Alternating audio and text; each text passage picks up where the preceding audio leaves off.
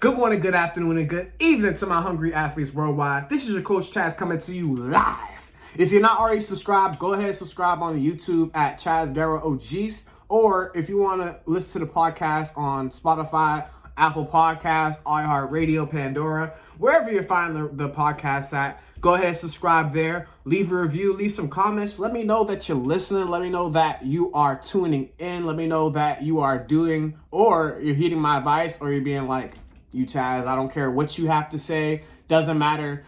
I just listen to you because you're kind of close to me and you might get famous one day.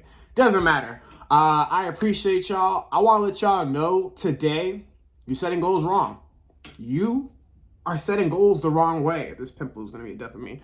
So if you find yourself making goals such as, oh, I want to lose 15 pounds. Oh, I want to have a big butt. Oh, I want to do this. I want to get an A. It's like having those goals are cool. Having an A is cool. Having the goal to lose 15 pounds or even get a bigger butt, that's fine. But it's not smart. It's not a smart goal. And the reason why it's not a smart goal is because it's not really a process goal. In saying you want to lose 15 pounds doesn't say how you're going to lose 15 pounds. There's many ways to lose 15 pounds. You can lose 15 pounds by going through starvation. You can lose 15 pounds by getting COVID and not being able to eat. You can lose 15 pounds by shredding down to straight muscle or shredding down to just straight, whatever it is. There's many ways to get to 15 pounds or even get a bigger butt. Like, there are many things that you can do to get to that 15 pounds or to get to that bigger butt. Some ways are easier and some ways are harder. But when you set up new goals, I need you to set up SMART goals.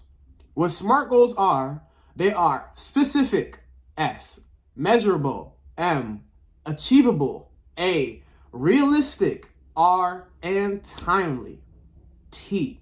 So if you have a specific goal, say you want to lose 15 pounds, make sure you have a specific goal and a time frame. That's what it starts with. Being specific and have a time frame for it. Like, hey, I want to lose 15 pounds in 3 months. That's cool. All right, what does that take? How can you measure that? All right, you can go on the scale every week or every 2 weeks, you know.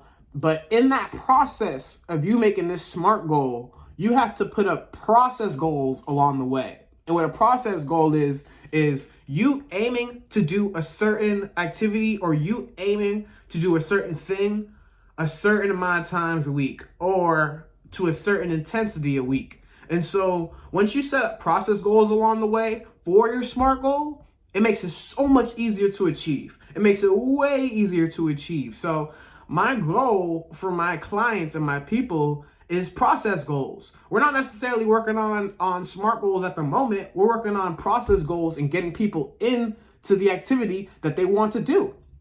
So we're saying, all right, we're going to work out 3 times a week for 2 months, or we're going to do it 4 times a week for 2 months. And the way that we do this is so that along the way, they can build up different achievements. They can build up different just accolades. They have different things that they accomplish along the way, and they build up more confidence along the way.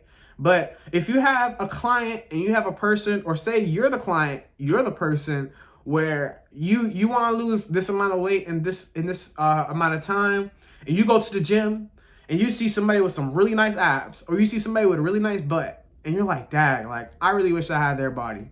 You don't understand what it takes for that person to get where they're at. You don't understand their genes. You don't understand their past. You don't understand the issues they got to deal with now that they have that abs, that butt, that frame. You don't understand what it's like. And so if you don't understand the process to get there, like, you're not going to be able to stay there.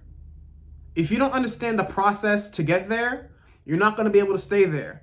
So, for example, I studied film, I studied theater when I was in school. So if you want to be a writer, you can't just walk into a writer's room and be like, hey, I want to write. You got to know how to write. You got to know how to write for days. You got to know how to write when you don't have inspiration. You got to know how to write when you're in a group. You got to know how to write by yourself. You got to know how to write when you have like 20 minutes left. You have to know how to do these things in different occasions or in different pressures. And if you don't understand what it's like in a regular week, like if it's just a regular week and you still got to do what you got to do, how are you going to do what you got to do when you're busy, or when you got family over, or when you're going through a breakup and you don't feel like doing nothing? How are you going to do it? How are you going to do it if you've never been through it? You understand? So it's cool to set these SMART goals and be like, all right, I want to be at this way. I want to do this.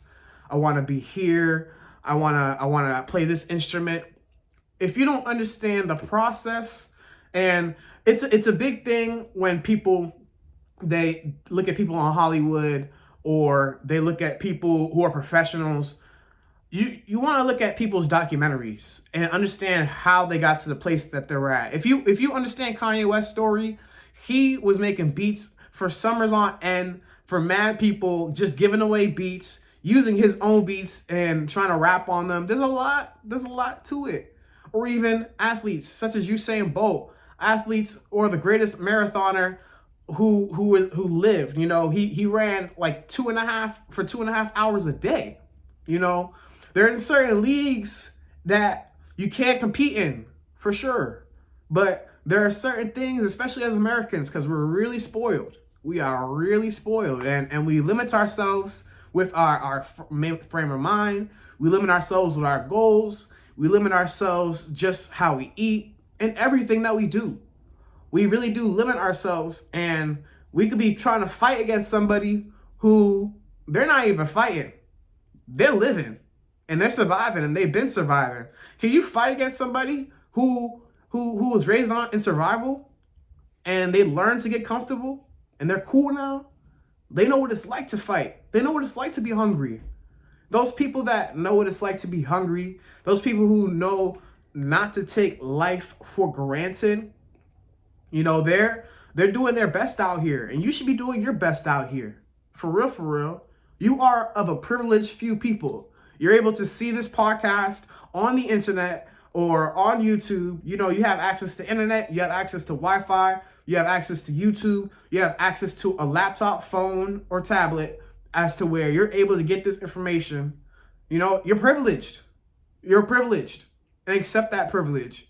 And so if there's anything I want you to know, I might have veered off a little bit, but if there's anything you want to know with these goals, you have to set up SMART goals and process goals.